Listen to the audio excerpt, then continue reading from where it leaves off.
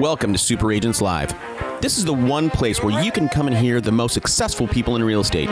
You'll hear how these super agents built their businesses, how they stay productive, and how they stay motivated. Who am I? My name's Toby Salgado, and I made my first million in real estate. And I'm your host for the next 30 minutes while we talk to yet another amazing real estate entrepreneur. Stay tuned.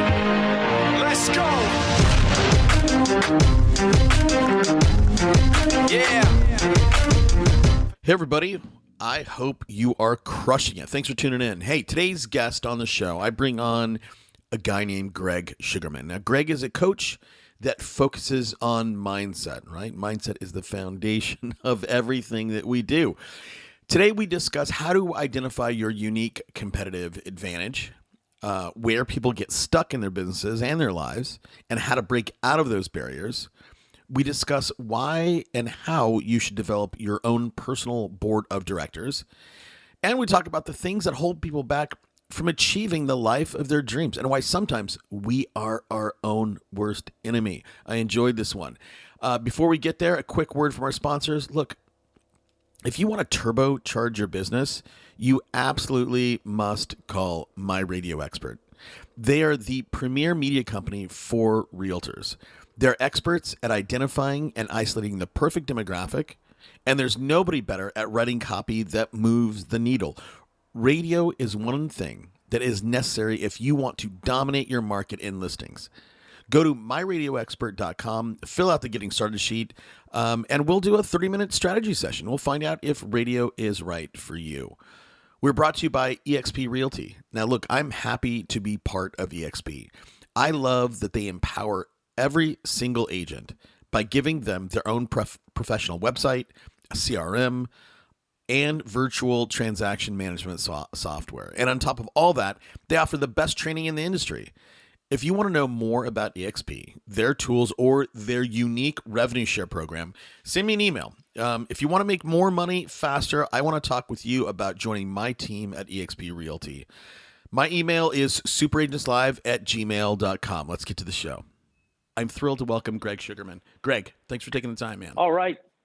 Yeah, Toby, absolutely. Thank you for having me on the show. Super excited to be here. Really looking forward to getting into it. Yeah, cool. So I mean, let's hop into this real quick. So, you know, something like a coach, right, is really overused these days, right? We all need coaches, right? Everybody has a coach, but when it comes to like hanging out a shingle and saying I'm a coach, there's 23-year-old kids who've not done anything and they go, yeah, I'm a life coach, right? I get on planes and I hear these people, right? I'm a life coach. I'm like, you just graduated. What have you haven't done anything, right? But what life? Yeah. Right. No life. But I have realized that, you know, sometimes, you know, other people don't need to have done the thing that we want to accomplish, because sometimes we do have the tools that we need to succeed, but we just can't unlock them.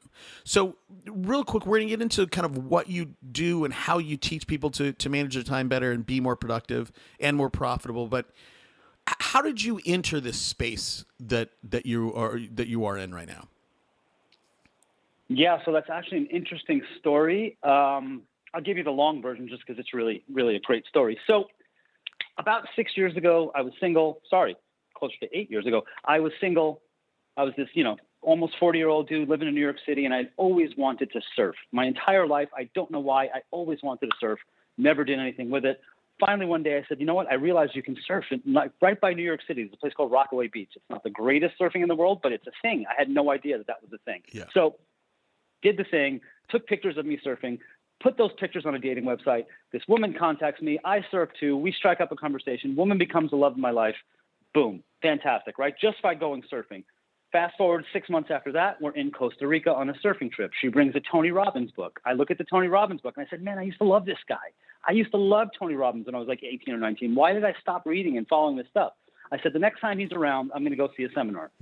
Sure enough, we get back to New York. I live in New York City. Found out he's doing a seminar in New Jersey like 2 months after that. So I went to that, and it's cliched, I know, but it was like this just massive spiritual awakening. It really was. And this kind of exposed me to the whole world of coaching, and it kind of put all my story and my the things that I went through in my life, it kind of put all that in perspective. And I realized that I have a gift for helping other people, and not just a gift for doing so. it's just tremendously fulfilling to work with someone, to see them advance in their life and in their business and have things open up for them. And to know that I was a small part of that is just it's the greatest job in the world. Love it. So that's how I came to coaching. Okay. So, and it is, I mean, when we are able, and, you know, I've been doing this show since 2013, we've been doing it a long time, and I get a lot of emails, you know, saying, hey, you know, the show has transformed my business. And that's great, right? Like, that's cool. But I don't do it for that, right? Like, I do it, for me, I do it because I gain, you know, as I'm helping someone grow, or I'm helping someone grow their business, you know, like, I gain, right? I get something out of that, because a lot of times, you know, I see someone who has defects in their business or their personal life, and I may not have those defects today, but I have had them in the past. And as I help someone else work through those, I somehow fix myself and my business along the way. You know, is that sort of a byproduct of what you get? Is that one of the things that you gain out of this process? Absolutely, Toby. To hear you tell that story, it gave me goosebumps, because that is literally the way it works. It is scary the way that works. It's almost like, and I'm a little bit woo-woo. I'm not over the top woo-woo, but there are certain things that I'll go down that woo-woo path. And it does seem like the universe puts people in front of you that for some reason mirror, like you said, either you are working through those situations yourself, or you have worked through those situations. And yeah, I don't think it's any coincidence that happens. And I find what happens with that too is you can know something, right? You've started a number of different businesses. You've been successful in a whole bunch of different areas. You know that when you learn something, you know, okay, I have this down. I have this skill. I know how to do this. However, when you teach that skill to somebody else, man, that's when you get it in the bones. You know what I mean? That's when you really, really kind of process that knowledge and that skill set. And that's when you really like learn it deeply. Yeah, right. So, but here's what I want to know how, you know, how your work progresses. But, you know, one of the things that people come to me and they go, hey, I want to build my business to X level. And there's two places that I can start with that person, right? I can go, okay, what are you doing today? I can look for the gaps and go, okay, this is a gap. This is what you need to do here. This is what you need to do here. However, I have found more often than not, that's not what they're coming to me for. They're not coming. They think they're coming to me for me to tell them how to fill the gap.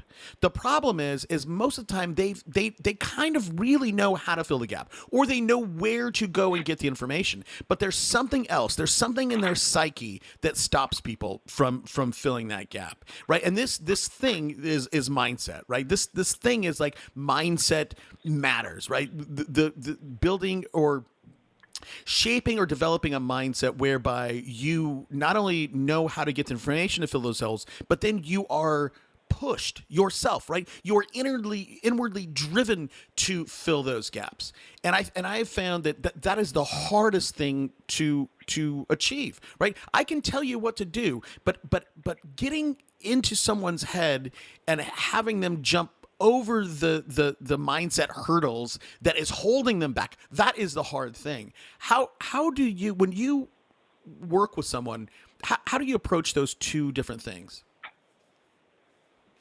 Yeah, again, that was just like perfectly said, because you're exactly right. So most of the time, and you said you've seen it too, people come to you, they kind of know exactly what it is they have to do, right? And an example of that would be getting in shape, right? Everybody wants to get in a better shape. Everybody wants to eat better. Everyone wants to look better. For the most part, people know what to do, right? You go to the gym and you eat right. So everyone has those answers, but yet they hire health coaches and they hire personal trainers to help get them in shape. Because where the frustration comes in with entrepreneurs, with any company, a real estate agent, with anybody in any field, anywhere, the frustration comes in when I know what to do, but I don't know why I'm not doing it. Right. So correct. That's where mindset comes into play. So were you going to say something? No. I was agreeing. Oh, okay. Yeah. So, you know, a huge part of coaching is actually accountability. Okay. So I know what to do. I don't know why I'm doing it. And you're on the phone with someone, you're in a Zoom call, you discuss your action plans for that week. You kind of tease out what needs to be done. Just knowing that they have to be accountable to somebody else can oftentimes be enough to get someone to do the thing. It's very easy to tell yourself you're going to do something and not do it. It's a lot harder to tell someone else you're going to do that thing and not do it. Now, when it comes to the mindset piece of it, so one of my favorite definitions of mindset is a mindset is a set of assumptions, methods, or notions that's held by one or more people or groups of people, right? It's arising out of a person's worldview or philosophy of life. So your mindset comes directly from what you believe, okay? It's your identity and your beliefs are two different things there, but for the sake of this conversation, we'll call them one thing. So what you believe, and I'm not just talking about like a surface level belief that, I believe the Dallas Cowboys are going to win the Super Bowl this year, which I totally don't believe. I wish I did believe that. But anyhow, like you believe that thing, okay? And your beliefs directly influence your thoughts. These things happen faster than the speed of light, or almost faster than the speed of light. I mean, it's boom and it happens. So what you believe affects your thoughts, influences your thoughts, and your thoughts influences your emotions and your moods, and that influences your behavior. That's the stuff that you do, and ultimately the stuff that you do affects your outcomes. And so most people, when they try to institute any kind of a change, what they do is they try to change their behavior. So I'm going to try this, I'm going to try that, I'm going to try this, seeing if they can get to the outcome that they want to get, that they're hoping to achieve. When the reality is, the most powerful way to go about doing this work is to get in there and change what you believe. Okay? Because when you change what you believe, when you believe something different, it affects how you look at everything in your life. And I'll give you a quick example of that. If you were a guy who believed, like on an identity level, this was a core belief that, I'm a real good-looking guy. I'm handsome. Women love me. The world is my oyster, okay? That guy walks down the street. A woman passes him and smiles. What's that guy going to think? He's like, man, I've got it going on, right? This is That's great. my life. I've That's got my it life, made. dude. Yeah, I walk down the street and I go, yeah, she's into me. Yeah, I could have that, and I'm not talking about her, but like, you out. There you go. Yeah. Right. But but most people, I just totally stepped on your whole line. But most people, when they see that pretty girl or they see that Ferrari, right? Their belief is the opposite. They're like, oh, she's out of my league, or I will never have that Ferrari, or I will never have that oceanfront property, right? That is the thing that people believe. I've known a lot of people, Greg, who've been wealthy, right? Like, so $10 million is you're wealthy. You're not super rich, but you're wealthy, right? You're not, but people can get to 10 million or 6 million, really is sort of like a lot of people get to 6 million, but they can never get to 10 because they don't believe they can do it. They don't believe they deserve it, but they do believe they're worth 5, right? And those people can, so how do you help massage somebody's beliefs that they're not good enough or they're not smart enough or they just don't deserve it? That's a super interesting question. And I just wanted to just circle back for 1 second and let's get into that. So Sure. The guy walking down the street that woman smiles at, he thinks like, this is great. I'm a super good looking guy. That a guy with beliefs that he is not good looking. He's not attractive. And this goes back to the person that you're saying believes he can make 5 million or 6 million, but not 10. That same woman smiles at him. He starts to saying, she's making fun of me. Why is she looking at me like that? Like, what's wrong with me? So that's the perfect example of what you believe affects the way you look at everything else that happens in your world. So that person that you're talking about that believes that they can make $5 million a year, but for some reason doesn't believe they can make 10. That's a set point issue, right? That's like your belief system, your subconscious has, think of it like a thermostat. So their thermostat is set at that $5 million level. This is what I believe I can make. And oftentimes, and correct me if I'm wrong, or if this is not your experience, if that person starts to get themselves in a position where, wow, they're poised to really break through that next barrier, oftentimes those people will self-sabotage. Yes. And something will happen where they wind up right back to where they were because that is what their subconscious is comfortable with. And so in terms of what I do with people to get past that point, really it all comes down to your brain, okay? Now your brain, and this is what a lot of people don't understand about the way your brains operate, your brain has one function, one primary function. To the oldest part of your brainstem, it cares about one thing, and that is literally keeping you alive, right?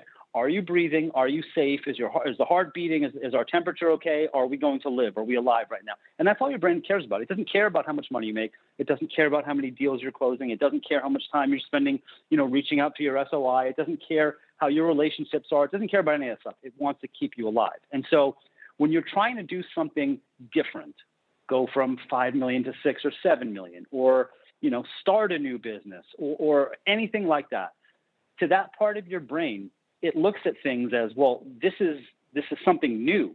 And if it's new, it's unfamiliar. If it's unfamiliar, it's risky. And if it's risky, it's unsafe. Therefore, this is literally a threat to our survival. That's why your brain will throw things at you like procrastination or distraction, lack of focus, I just don't feel like it right now thing. That's your brain trying to keep you safe, trying to keep you comfortable, trying to keep you exactly where you are, because where you are right now, your brain's like, hey, man, I'm doing a great job. You're alive. And this can, it's one of the things why people will find themselves in horrible relationships with people that are just not good for them. Your brain is like, well, yeah, this is terrible. Maybe there's abuse here. Maybe there's some other kind of horrific things going on, but we're alive. This is okay. This is fine. We're alive. So let's stay here. So the key to doing that, or one of the keys to doing that when you're working with people, is to introduce things into their world that fly under the radar of your subconscious. You do things, I teach something called STARS, small, tiny, and really simple. And that's a mechanism for putting any new habit that you want into place. So we can get into that in a little bit. But the reason that works is because when you do things small, tiny, and really simple, what you're doing is establishing a habit. Right? That's all you're trying to do is establish a habit. It's process over outcome. So you put things into place that kind of fly below the radar of your brain. So if you were going to advise a client of yours who has a $5 million net worth and they want to do something to build that to $7 million, right? What would you advise them to do in terms of steps? I mean, I guess there's a lot of different things you'd advise them, but what would the steps be, or one or two important steps that you'd advise them to get to that point? Oh, I don't know. I mean, I think it really. I don't know that there's a generic way. When you're at 5 million, you want to get to set. Yeah, that's they're already relatively sophisticated, right? If you have a $5 million net worth, you've done a bunch of stuff right. So that's a lot different from the guy who has he's got a $200,000 net worth and he wants to get to $1 million, right? Like those sorts of people or those places in life or spaces in life. There's a lot more commonality from 200 to $1 million rather than 5 to 7, right?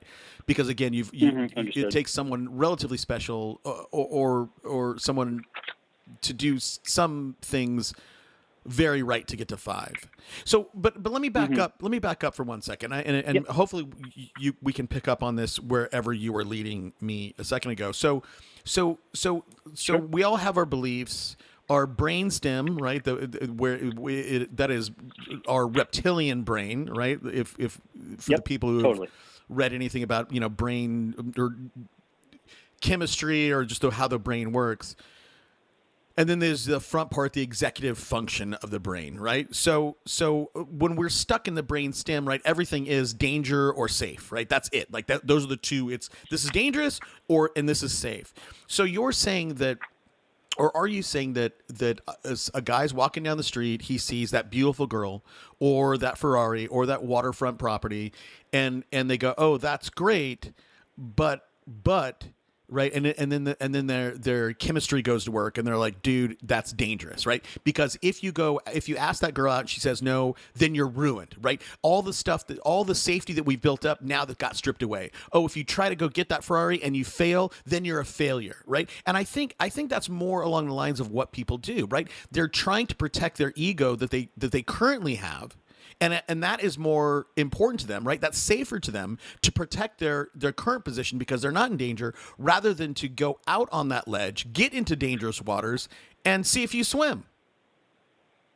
Yeah, that's a situation, right, where you wind up building walls to protect yourself, but those walls wind up imprisoning yourself. Right. Is what winds up happening. Yeah. So and go ahead. No, you could go. You were starting. I was going to say. So how do we manage? What is the process whereby we can find safety in danger? Right, like find intellectual brainstem safety in danger. Right? Is it a matter of sort of visioneering, right? Going, oh well, or processing in your prefrontal cortex of going, okay, here's the pros and cons, the upsides, the downsides. How do you get people into the dangerous and deep waters? Yeah, I think that's different for everybody. That really is different for everybody. You know, for some people, it can be just the realization that do you remember? You're familiar with what was the movie? Such a great movie, Saving Private Ryan. A long time ago, I saw it. Yeah. Yeah, at the end of that movie, they're like, you know, they're behind enemy lines, and there's just bullets flying all over the place, and they're behind a wall, and they have to come out from the wall, and they have to rush whatever the gun tower or whatever it was. And, you know, they're just kids, and it's like a 19-year-old kid, and Tom Hanks looks at him because the kid's afraid to go, and he's like, son, you only get brave after you do the thing. Yeah. So I think for a lot of people, they wait to get themselves into a position where, okay, I'm going to go for it, whether we're talking about whatever, a woman or a job or a new deal or a change in their real estate business. But first, I want to feel more confident. I want to get more skills. I want to do this first. I want to do that first. When the reality is you're going to get confident and you're going to get brave once you do the thing. So a perfect example of that would be, and everybody's wired differently. When I began my coaching business, when I started, I had probably no business coaching people as soon as I started doing it. I wasn't charging people for it, but I figured, you know what, I'm going to jump in the deep end. I'm going to jump in the deep end because I'm not going to learn how to do this by reading books and taking classes and getting certified or doing all this stuff. I'm going to learn in the trenches. But it's different for different people. It really is. So, yeah, oftentimes it could also be about working with people to just challenge their beliefs. Challenge their belief systems and really putting the beliefs that they have on trial, asking yourself, is this really true? Is what you believe really true? And put those beliefs on trial, literally come up with, you know, arguments. Okay, this is the story that I'm telling myself. I'm not good enough to maybe go after this kind of client, or I'm not good enough to, you know, I'm okay with a $700,000 sale, but I'm not the kind of agent that sells $3 million properties. Well, ask yourself, is that really true?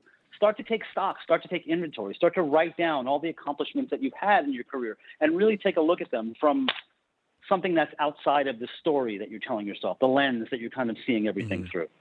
And I think one process that I kind of use is on the same vein that you're talking about is that, you know, I think a lot of people walk down the street and they carry very easily all the negatives, right? All the things they can't do, right? Like that is, if I ask anybody, you know, can you surf that wave, right? You go out to the wedge here, and I'm in San Diego, right? That's in Orange County. But, you know, can you surf this reef break, right, in the wintertime? Can you surf blacks, right? That's a big wave here in San Diego. You know, and most people will carry around in their backpack all the reasons why they can't surf it, right? My board's too short, you know, I don't have a thick enough wetsuit, or I don't have enough experience to surf blacks, whatever it might be.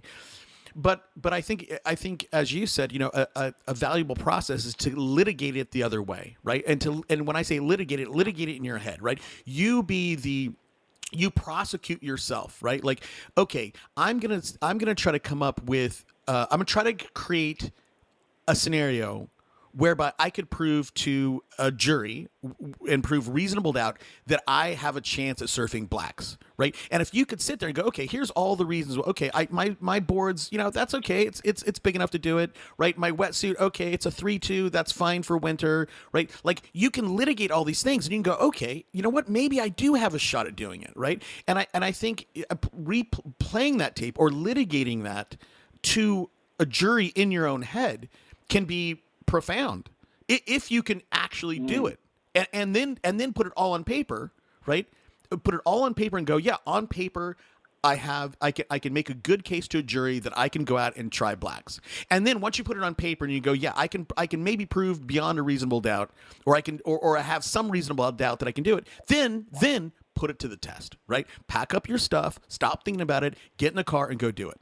Right. And I have found that if I can challenge somebody to litigate this in their head and then come up with a reasonable doubt sort of situation and then go and try it, what we often find, right, is that we have more ability than we thought. Right. We yes, for the most part, litigate ourselves into the ground when we don't need to.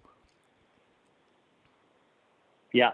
Yeah. That's first of all, I was laughing when you said a 3-2 is for winter because I'm an East Coast guy, and I was like, oh man, three. Oh yeah, yeah, 3-2, yeah. Oh we no, gotta no, stop yeah, in like yeah. October here. That's really funny. But yeah, it's so a situation. Take exactly what you're talking about, surfing blacks, right?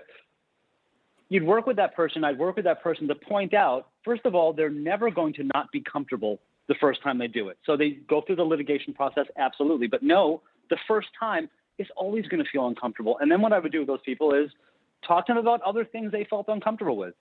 Like, okay, you're afraid to surf blacks, but is there, I don't know, trestles, right? Is a break and stuff. Yeah. What about that? What about this break? What about that break? Oh yeah, I'm great at that break. That's my home break. This is where I surf. And I know we're talking about surfing, guys, but we could be, talking about anything here when it comes to your business. Were you uncomfortable the first time you did that? Oh yeah, totally. Right. But look at you now. Like now you're great there. So it's the same thing when it comes to, something I see a lot of when I deal with agents is people that they build up their rental business, especially here in Manhattan and the greater New York City area. And they want to transition into sales because they know that that's where the bigger money is, but they're so uncomfortable with doing it because it's a new thing for them. But when you work with them and you untangle it, it was like, well, how long have you been in the business? Okay, 4 years. Were you uncomfortable learning to be a rental agent when you first started? Oh, absolutely. Okay, but look at you now. So it's the same process. It's just that oftentimes we build these things up to be these big monsters in our head. And to use the example of the break you're talking about, if somebody is so in their head about surfing blacks and they stay stuck in their head and they keep giving themselves, as you said, all the reasons that they can't, the longer they go about doing that, the bigger and bigger and bigger this thing grows into a monster in your head. It's like if you've ever, the jumping into a cold pool analogy or going into the ocean. Okay, great. That's a perfect example. If the water's kind of cold. The longer you stand there on the beach, the harder it seems to get in that water. It just becomes like bigger and bigger and bigger. And what you were saying reminded me of a great quote. It's a Tony Robbins quote, actually. And he said, what's wrong is always going to be available to you, but so is what's right.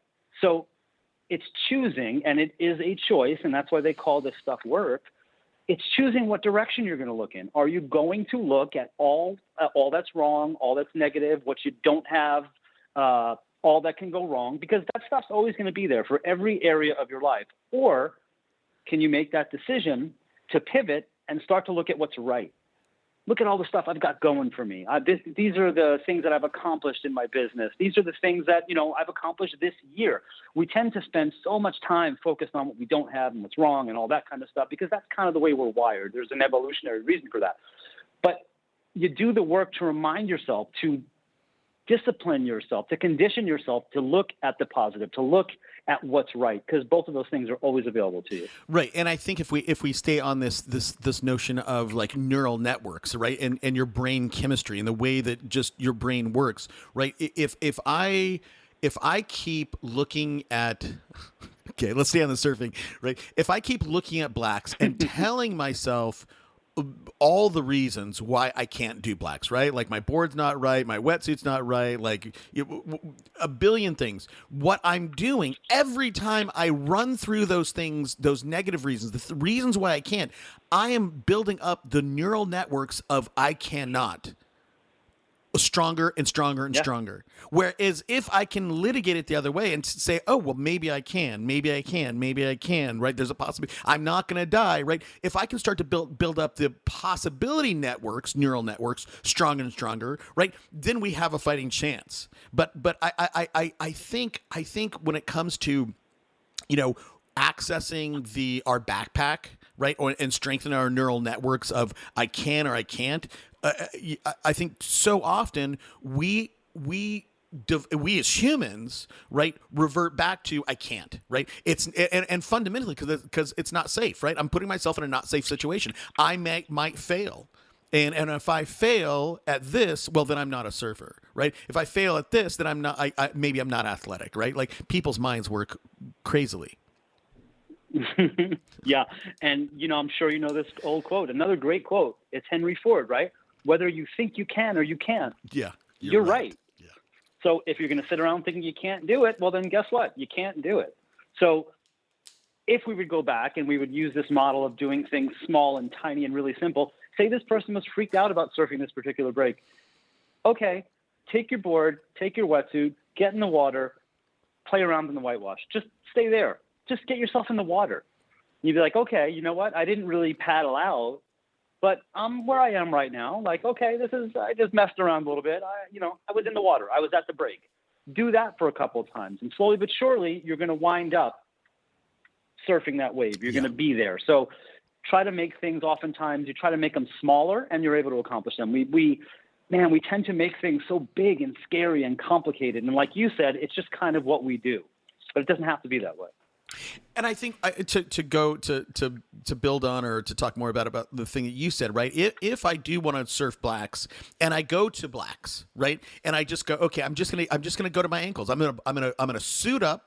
I'm gonna go to the break, but I'm not gonna necessarily surf it. But I'm just gonna get out in the whitewash, right? I'm not gonna even get underwater. Or I'm just gonna get in the whitewash, and I'm in the whitewash for 4 days, 3 days, 2 days, whatever it might be for the particular person, right? Sooner or later, you're gonna go, yeah, I'm gonna paddle out, man, and maybe I won't try to drop it in a wave, but I'm gonna be out in a lineup with everybody else. And you do that enough times, and all of a sudden you're surfing blacks. And this is applicable, right? Have been talking about surfing, but this is applicable to everything that we do, right? Especially when we are doing something new and novel, and it can appear scary, right? If you are cold calling $250,000 houses because you live in Omaha, right? And you're like, oh, I want to cold call, multi-million-dollar houses in San Diego or LA, right? Like a lot of people go, I've never sold them. I've never walked in a $3 million house. I don't even know what that looks like, right? In their mind, they're like, I'm going to look so stupid. I'm going to, right? All these negative things come up into their brain. But if you can just do it, right? Then if in a very small way, as you're suggesting, right? We start to build up that neural network of I can, or it's possible, or it's not that bad, or maybe I can do it if I keep doing this. The problem is, though, 100%. So, okay, go ahead. Please continue. Go ahead. No, you go. Please. I was going to change topic. I was going to say, so when you're talking about doing the thing, doing it small, right? So just getting in the whitewash like we're talking about here. Imagine how much exponentially positive that is compared to sitting on your couch. Yes. You're going to sit on your couch, you're never going to surf that wave. But if you're getting yourself in the water, at least like you said, you got a shot at it. You're warming up to it. You're building up to it. Because if you're just sitting home thinking about it, it's just never going to happen for you. Yes. And this is a little bit, I can hear some Anthony Robbins in you, right? Anthony Robbins with Can I, right? Constant and never ending improvement, and Yes. you will never, I'll tell you something I developed from listening to Anthony Robbins when I was like 18, right? And it was like, when I die, right? And I had t-shirts made up around this, right? When I die, I never want to be on my deathbed and say, I wish I would have surf blacks. I wish I would have climbed Mount Rainier. I wish I would have done race cars, right? Whatever it might be. I personally never want to be in my deathbed and go, I wish I would have. Right. And I think for me, that's one of the things that drives me to do newer and bigger and scarier things, because I'm fearful of being on my deathbed and looking back in my rearview mirror and going, you know what? I had so much talent. I had so much ability, and I threw it away. I was sitting on my couch telling myself what I couldn't do instead of going out and trying it. Yeah. I mean, that's very deep, and that just kind of hit me. I just wanted to sit with that for a second. That's just amazing. And this is something that's interesting, and it'd be interesting to ask you this. So you talked about being fearful of not accomplishing, not trying the things. So you're someone that's a real successful guy in a lot of different areas. You made a lot of money. Here's an interesting question. When you're trying to do something new, build a new business, start a new brand, do whatever it is that's new, aren't you kind of a little fearful at first and uncomfortable with the new thing? Yes. I'll tell you, I am. There it is. I am. Well, hold on. Yes. Let me talk about this for 1 second. I am more fearful in many ways now of trying new and bigger things because I have had so much success, right? Because right now, I've had failures. I've had companies, I've started companies and they've failed, but I've brushed them off, and now I'm going, man, you know what? I don't want to tarnish my record. I don't want to try this thing and fail at it, because then you know what? Maybe my psyche will turn around and go, dude, you're washed up, Toby. Yeah, you did have all that talent and you used it, right? So we all struggle with this, right? I'll tell you, you, man, this is why I do this show. I've been doing it for so long, is because, again, I get stuff out of this. I'm able to get into my psyche and like challenge myself with these things, right? I'm asking you these questions of how people, conquer their fears, because I'm trying to find ways to conquer my fears. We all, fears of failures, fears of being a failure are universal, right? Bezos, Gates, right? All these, Musk, right? These guys have fears of failing, but a Gates or a Musk or a Bezos somehow have they somehow have a tool to say, okay, I'm going to put that aside and I'm just going to go ahead and do it, right? And maybe this is just what winners do versus what losers do. I don't know, but I have this. I have the same fears, Greg. Yeah, amazing. First of all, I love this conversation. Second of all, the reason I asked you that question is because I wanted to point out, because oftentimes people say like, well, what's the difference between successful people and people that just haven't been able to make it yet? Are successful people different? Are they wired differently? Are they? The thing is, and you just said it, like, you're fearful, you're uncomfortable, but the difference is you just push forward and do the thing. So I think oftentimes people think, I don't know, I'm uncomfortable, I'm a little fearful, so I'm not going to do it. I'm not like that person. I'm not like Toby. I'm not like Jeff Bezos. I'm not like, I'm uncomfortable with these things. But that's the point that they miss. Everybody's uncomfortable. Everybody's fearful.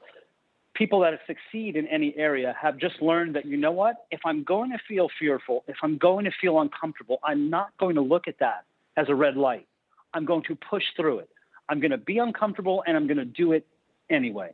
And that's something that I think everybody should take away, because it's really important. I agree. And I think one of the tricks to doing that, at least for me, is the fact that, and this is not always easy, but I can divorce me. I can divorce Toby from the thing that I'm doing, right? So if I try to surf blacks on a big day in winter and I get crushed out there, like, that was just me trying that thing, right? I failed at that thing on that day, right? My own personality, me, I'm not married to the outcome of a successful drop in at blacks, right? Or I'm my own psyche is not tied to me succeeding in this or that venture, right? I'm able to separate that venture from me. And I think a lot of people, when they haven't had a lot of successes and maybe they're trying something new for the first time, the thing that they're trying is so intertwined with them, right? And this is not only us individually within ourselves, but it's also our families and our friends, right? Like, oh, Greg's going to go out and be an entrepreneur doing X. Well, Greg goes and spends a year doing that, and then he fails, right? Like, Greg in this case, right, doesn't have a history of success. So all of a sudden Greg tried that and he failed, right? And there's too much, I think, marrying or intertwining of our personalities, ourselves, and the things that we are trying, the things we are attempting to do. Hell yeah. And again, that goes back to identity. And you're able to separate yourself from that, like you said, because that's not who you are. Whether you surf that wave or not, that's not who you are. Okay. That's just something you did that day. And that's why you see people that when they attach these labels to themselves, it's so simple and yet, what's the word I'm looking for? It's just a terrible, terrible thing, insidious. Like, so you'll hear people use language like, I'm a procrastinator. Yeah. I'm poor. I'm unsuccessful. No, those are just things that are happening. I might feel depressed one day. That's not who you are. You are not poor. Whether you are poor or whether you are wealthy, does not have everything to do with the amount of money that's in your bank account. If you feel you are a poor person, you're going to carry that around for the rest of your life, and you're always going to find ways to be that poor person. So yeah, I love the analogy of removing yourself and kind of separating your identity from the thing that you're doing. That's right. If you do a thing and you fail, you're not a failure. You're actually a winner. You tried to do something and it didn't work, and that's fine. You just figure out another way to do it. You change your strategy. You keep doing it until you figure it out. But taking a shot at something, if you don't do the thing, you are not a failure. You took a shot. And if you go back and you read the biographies of any just mega successful person, right? You see story after story after story of failure, and they just keep going. And Right. now you look at them and you're like, oh my God, they're blessed. They have this great life. But yeah, they failed at a million things, just like everybody else. Yeah, and people don't see that, right? Like the Thomas Edison thing, right? I didn't fail 1,000 times. I found 1,000 ways that the light bulb didn't work, right? And then it only took the one time for it to work to all of a sudden he's Thomas Edison. I think a lot of the stuff that we put in our backpacks, right? Like, and this is why mindset is so hard to I think to help as a coach to help someone else is because a lot of these things that we again put in our backpack started when we were young, man, when we were in elementary school, right? The notion of, oh, I'm not an extrovert, right? I'm an introvert, right? Or oh, I'm socially awkward, or I'm I'm not athletic, right? Whatever it might be, right? They see these things as their early little kids developing, and they start to put the stuff. This goes back to the neural networks, right? They put the stuff in their head, they put the stuff in their backpack, and they never empty the backpack, man. They just start carrying these things, and all they know how to do is put more negative crap in the backpack. Oh, I tried blacks, it didn't work. I can't surf blacks. Let me put that in my backpack. Now I'm going to carry that for the rest of my life, and I'm going to now I'm going to know that thing I can't do. And then in the future, they're like, yeah, surfing, I tried that, I can't. And then you know what happens is we start to tangentially, right? Things that are connected. Oh, snowboarding? Yeah, I don't really want to snowboard because I tried that. Oh, skateboarding? Yeah, it's all on a board, man, right? All board stuff I'm not good at, right? I mean, I've met these people, and I'm like, what are you talking about, dude? And Yeah. I don't know, whether it's dealing with, I have teenage kids, right? I'm trying to break these sorts of tendencies in my kids, and I see it, man. I see it developing early, and whether it's with my kids or my clients, helping people to achieve their own greatness or helping people get closer to what they're capable of is really challenging because we as humans are our own worst enemies. Yeah. Yeah. And it kind of dawned on me when you were telling the Thomas Edison story that when people talk about mindset, okay, it's this ethereal thing oftentimes when people are talking about it. Oh, mindset, I'm not quite sure what it is. That Thomas Edison piece right there is the perfect definition of mindset. Because most people, and I'm going to just pull this number out of my butt, and just what 98% of people would say, like, I failed at creating light bulb. I failed over and over and over again. That dude said, no, I succeeded in finding ways not to do it. And that right there is what mindset is. So if you can look at the challenges, the things in your life through a different lens, and ultimately that's what mindset is, and you're looking at it through a different belief, you change the story of your entire life. So that person will go back to blacks. Oh, I tried surfing, whatever. It's, yeah, okay, you know what? You can say, I tried surfing, it didn't work, and maybe I'm not good at surfing. Or you can tell a different story. You can say, you know what? I'm pretty brave. I'm a brave dude. Like, I got in the water. That's a big wave. I got beat up. I mean, I wiped out hard a bunch of times. But man, I'm a brave guy. I'm willing to put myself into positions like that to better myself, to push myself. So again, it's choosing what story you tell yourself. It's choosing if you're going to look at the positive or the negative. Right. And it's work. That's why they call it during work. It's work. It is work. It is work. But I think I think the more that we can individually put ourselves in dangerous situations, or when I say dangerous to our psyche, right? Places where we don't know what the outcome is, right? And there could be, the more that we can do that, the more that we can show ourselves, the more that the foundation of I am brave, I am courageous, I am smart, I am outgoing, I am all these things, right? The more that those things get built up in ourselves, and if we can keep doing that, sooner or later we're going to get into one of those dangerous or scary situations, and we're going to succeed. And man, it only takes one success in your life to flip your brain around and go, holy crap, man, now I see the world in a different way. Now I see the world as a ton of opportunities out there for me to attack, right? And I don't need to get it right the first time or the 10th time, right? I can get it wrong 300 times as long as I get it right on the 301st. And I think though, Greg, now I'm going to slightly change what we're talking about, is the difference between the guy who tries, or the girl who tries it once, and the Edisons of the world who will try it 1,000 times, is, I think, comes down to why are we doing it, right? Like, it's not, it's when we're facing something scary, like surfing blacks in the wintertime, where that's a big, fat, heavy wave out there, right? And it's not easy to get to I mean, it's a big, nasty hike trying to get down to blacks, right? Like, there's a lot of friction for me to even get there. Right, there's got to be a bigger why rather than I'm just going to try to surf blacks, right? What is it? If you accomplish blacks, why do you want to do that? And this goes back to the $5 million versus $10 million guy, right? Some people will they have very clear reasons why they want to get to $5 million net worth, right? They want a house, they want a vacation house, they want a couple rentals, they want a couple Porsches, and they want a couple $100,000 in the bank. Perfect. But when it comes to $10 million, the whys are not there. The whys are vaporous. And so if we're going to accomplish either a net worth or a big goal surfing blacks or a big goal of selling a $5 million, $10 million property, right? We need to have a very big why driving us, pushing us, right? Giving us some tailwind for us to, I think, go through the trials and tribulations to find success.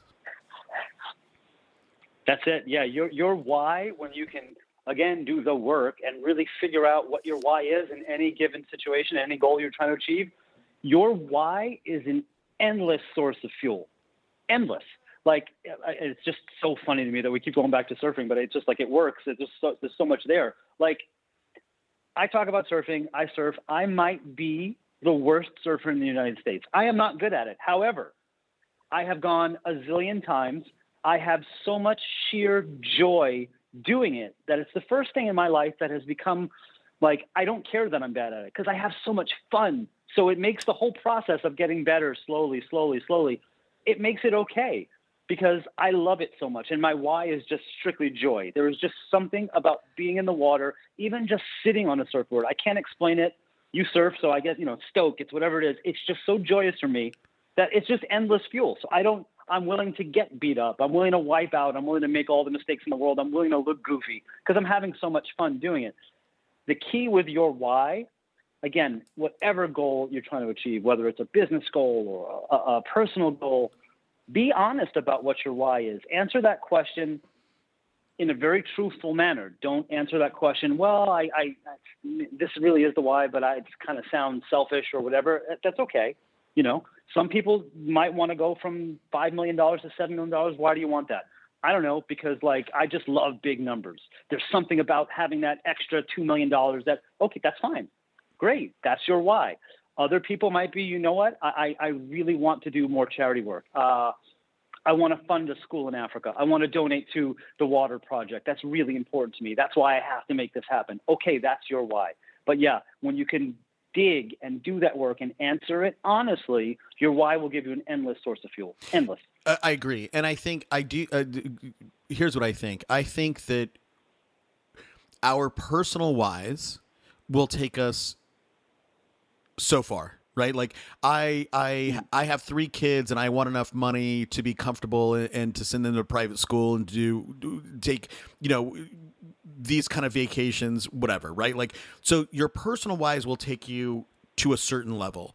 And I think when it comes to bigger stuff, right, this is a outside, now this is just my opinion, but I think when it comes to bigger whys, I think you need external motivators, right? I think at some point to really get to big numbers, right, it needs to be, for that to happen, I think we need to be thinking about other people. How can we positively impact other people, right? I want to get to $7 million because I do want to open up a school in Africa, right?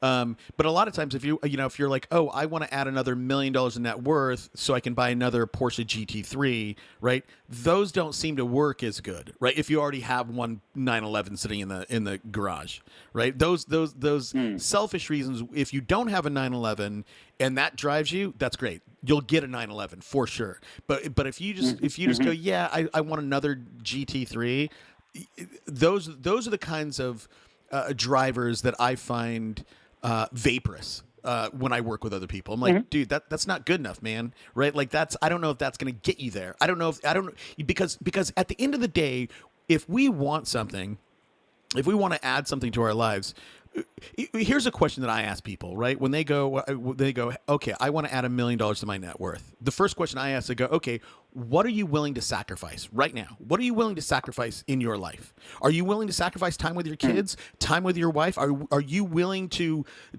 sell your 911 to get more capital to throw in towards this thing? What are you willing to sacrifice? And if people are if they're willing to sacrifice, yeah, I'll sacrifice a year with my kids, right? Like I won't take them to school, I won't go to their football games, I won't do any of that stuff. I'm like, okay, now maybe we can do that. Right? Maybe we can reach it. But if you're not willing to sacrifice anything in your life and you think you want to add another $1 million, it's not going to happen, man. Yeah, that's a really interesting take on it. And to be honest, it's something that I haven't considered. So I'm actually glad you said that, because that gives me something to think about. But yeah, sacrifice. Cool, man. Very interesting. Well, and go ahead. Yeah, I was going to say one more thing when you discussed the whys. And I think, I know you spoke about you have children. I don't have children. But that's why so many people who become parents are able to do so many things career-wise, just move mountains that they were not able to do previously, because all of a sudden, when you have children, I mean, there is your why. And when you talk about, divorcing yourself from the story, it's another example of that. Like all of a sudden, it's not about you. And you have the most important why in the world in front of you. And again, endless fuel. That's right. That's right. I mean, in the late 90s, I spent some time in Silicon Valley, and there's a very well-known baby effect, right? People will go from startup to startup, never really doing anything, whether they're an early founder or early team member, and then all of a sudden they get married and have a kid, and boom. Those are the people who now have something that they like, a bigger reason to get up in the morning than just like, oh, I have a new startup and I want it to succeed, right? The baby effect is real. And the question becomes, right? This is the question for like guys like me, like what happens after the baby effect is gone? What happens once you get everything that you thought of, right? Everything that you put down on your goal list when you're 19, and then you've achieved that, right? You've achieved it at, in my case, like 44. What now?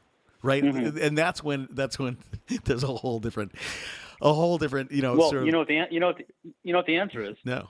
Man, you just got to keep having Yeah, dude, wait, yeah. Like, I've reached a financial plateau. I got to have another baby. Right. Yeah. Except that it's a 20-year commitment, man. I don't even want another puppy. It's another 10-year commitment. All right, man. Well, listen, Greg, we got to start wrapping up, man. You've been really, really fantastic.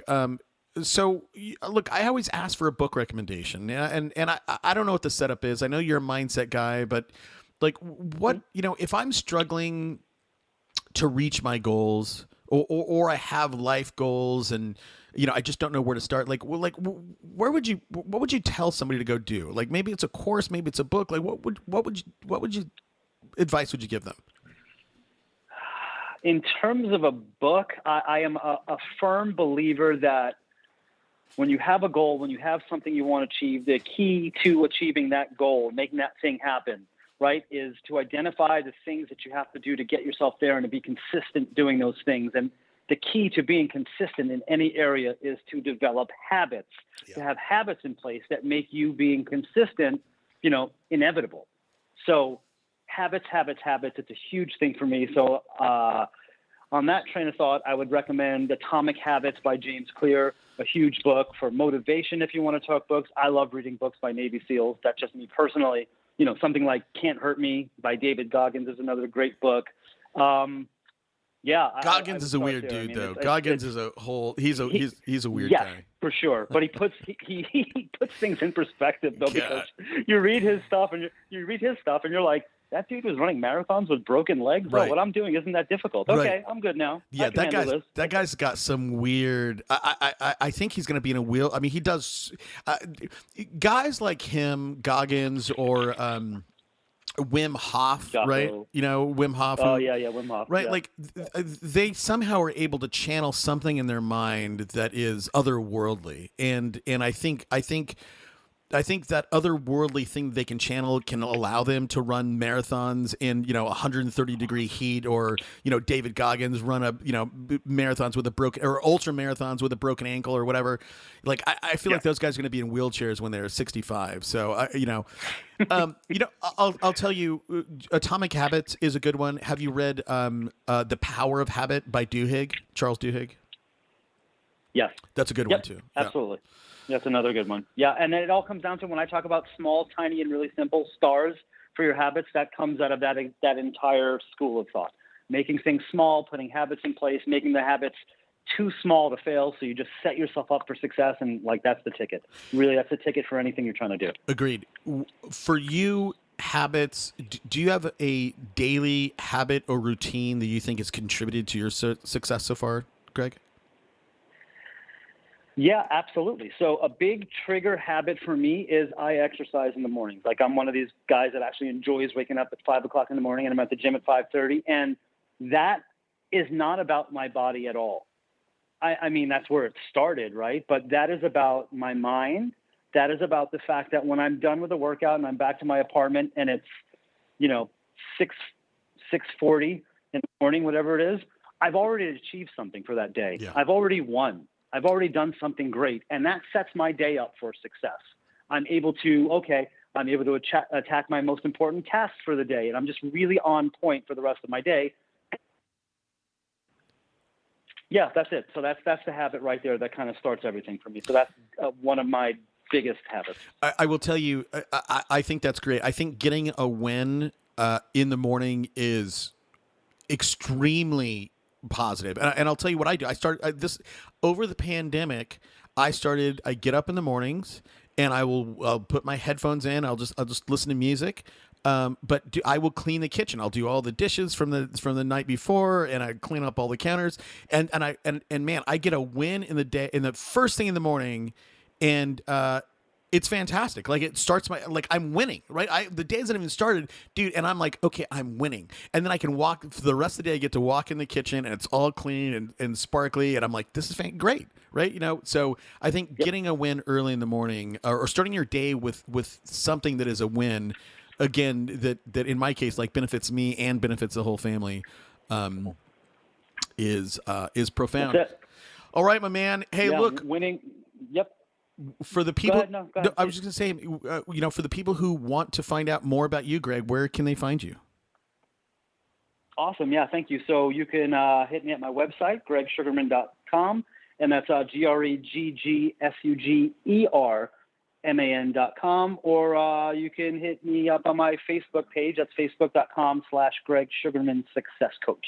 Awesome. All right, man. Hey, I appreciate you coming on, Greg. It's been fun. This has been great. Really enjoyed talking to you. Awesome, bud. All right, let's keep in touch. You got it. See ya. Take care. Bye-bye. Let's go.